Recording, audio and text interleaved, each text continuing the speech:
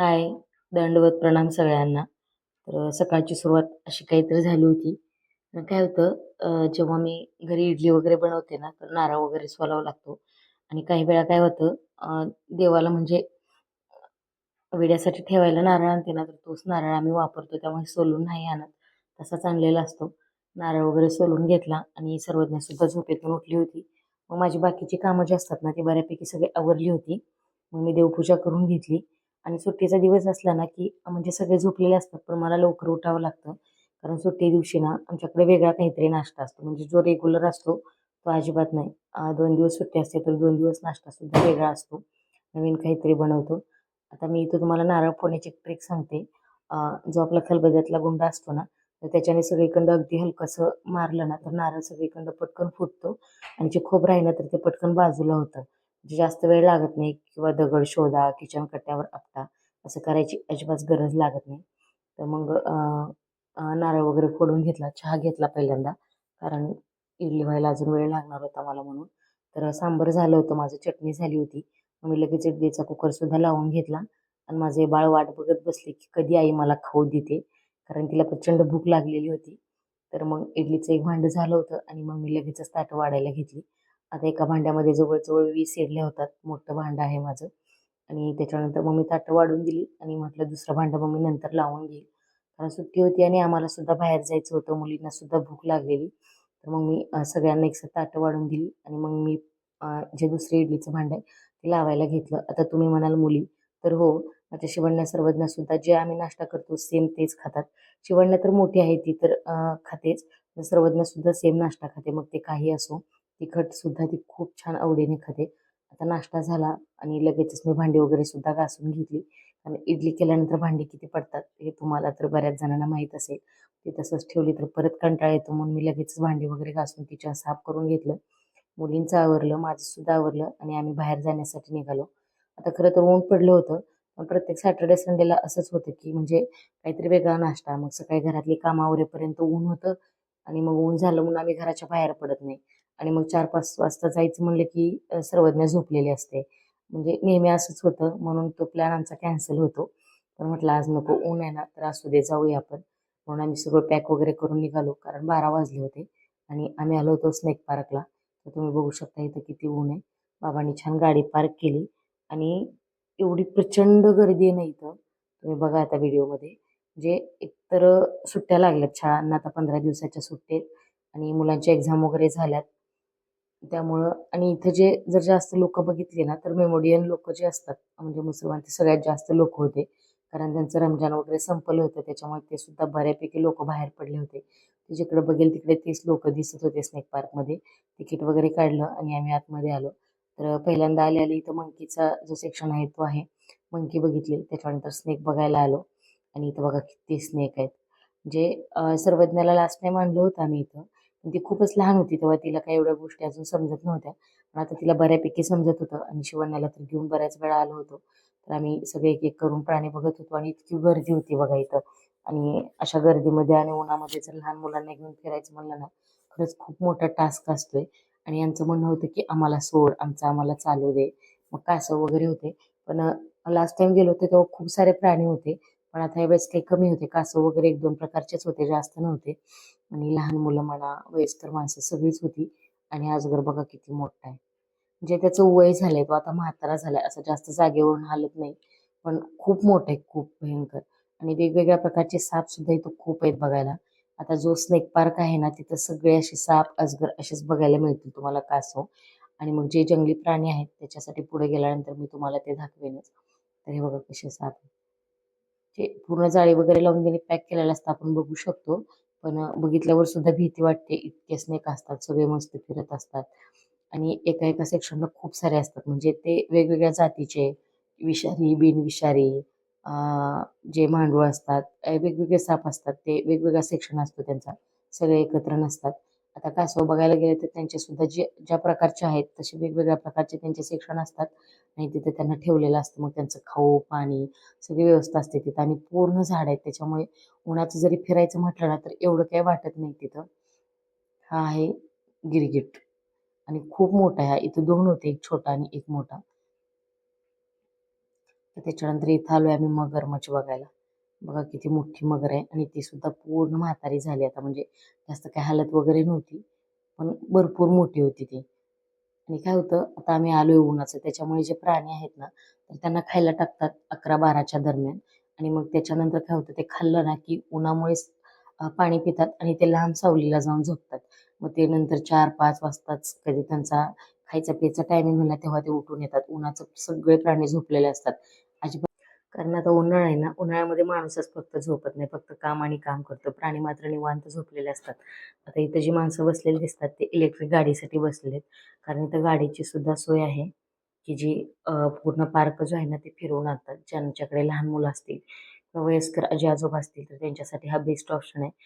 काही त्यांचे ठराविक स्टॉप असतात, तिथे थांबते गाडी एक 5-10 मिनिटं आणि मग तेवढे तिथलेच 2-4चे सेक्शन आहेत तर ते आपण फिरून येऊ शकतो. म्हणजे कमी वेळेमध्ये पटकन ते फिरवून आणतात. त्याचं तिकीट वगैरे वेगळं असतं आणि जे स्नेक आतमध्ये फिरायचं ते तिकीट वेगळं असतं. तर आता निघालो होतो आम्ही. आम्हाला टायगर आणि लायन बघायचा होता. तो थोडंसं दूर आहे स्नेक पार्कपासून अंतरावर, म्हणजे आतमध्ये आहे. त्याला रस्ता वगैरे आहे, पण इतकी प्रचंड गर्दी आहे. तुम्ही बघताय किती गर्दी. आणि सर्वज्ञाला चालायचं होतं, पण शिवण्याला चालायचं नव्हतं.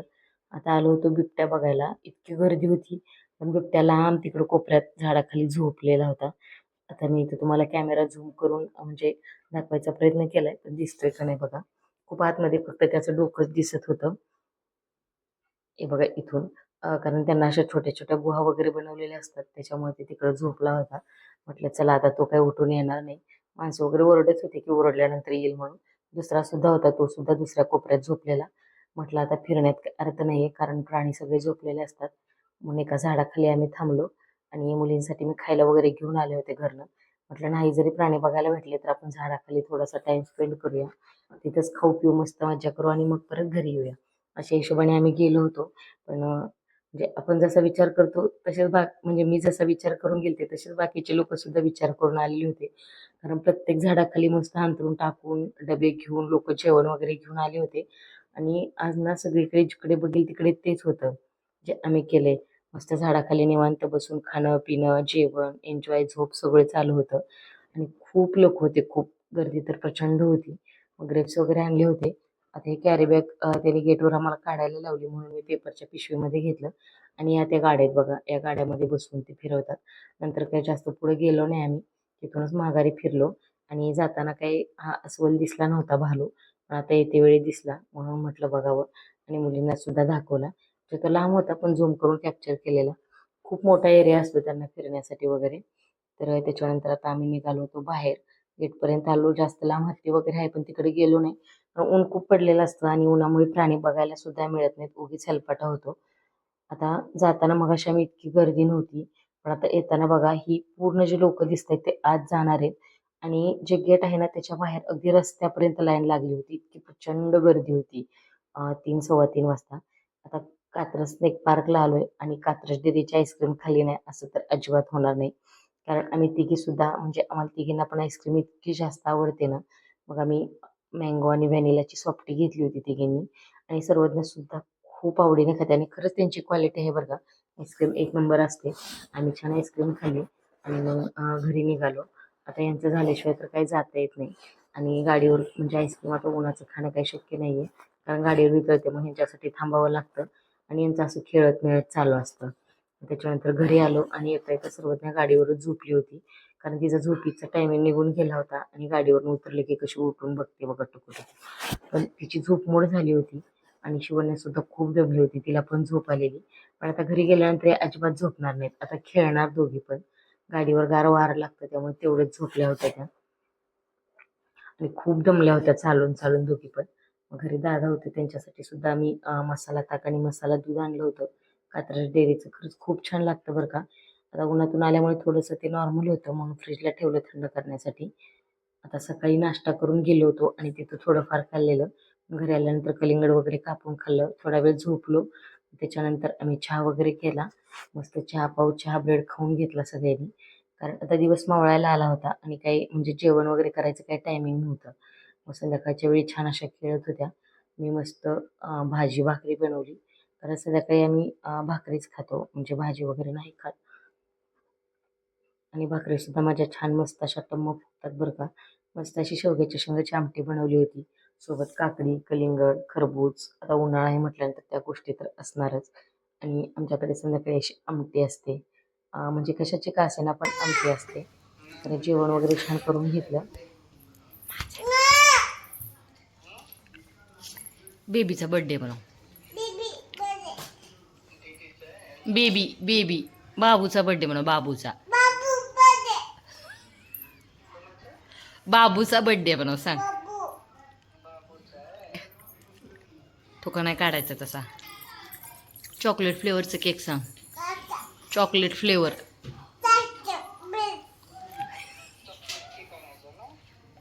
मोठा आणायचा म्हणून. मोठा. काय करायचं तुझं हॅपी टू करायचं म्हणून सांग.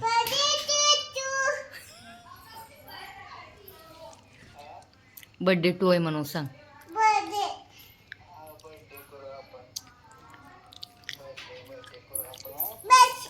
कुठे आहे म्हणून दादाला विचार. बस याच्यावर.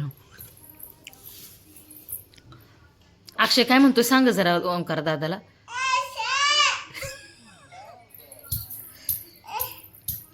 तू काय म्हणते अक्षय दादाला सांग त्याला जरा. काय म्हणते. आशा म्हणते का. अक्षयला आवाज देऊन दाखव एकदा.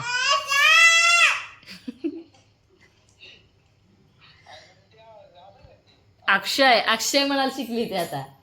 अक्षय दादानं म्हणे मी. आणि सर्वज्ञाचं चाललं होतं ओंकार दादाशी फोनवर बोलायचं, कारण तिचा बर्थडे येतोय आणि ती त्याला सांगत होती की बर्थडेचा केक घेऊन ये म्हणून. जेवण झाल्यानंतर मस्त किचन वगैरे आवरलं, गॅसची वगैरे पूजा केली आणि असा छान होता आमचा आजचा दिवस. जर व्हिडिओ आवडला असेल तर व्हिडिओला लाईक, शेअर अँड सबस्क्राईब नक्की करा. भेटूया लवकरच अजून एका छानशा आणि नवीन व्हिडिओमध्ये. तुम्हाला जर व्हिडिओ आवडत असतील तर असेच आपल्या चॅनलशी कनेक्ट राहा.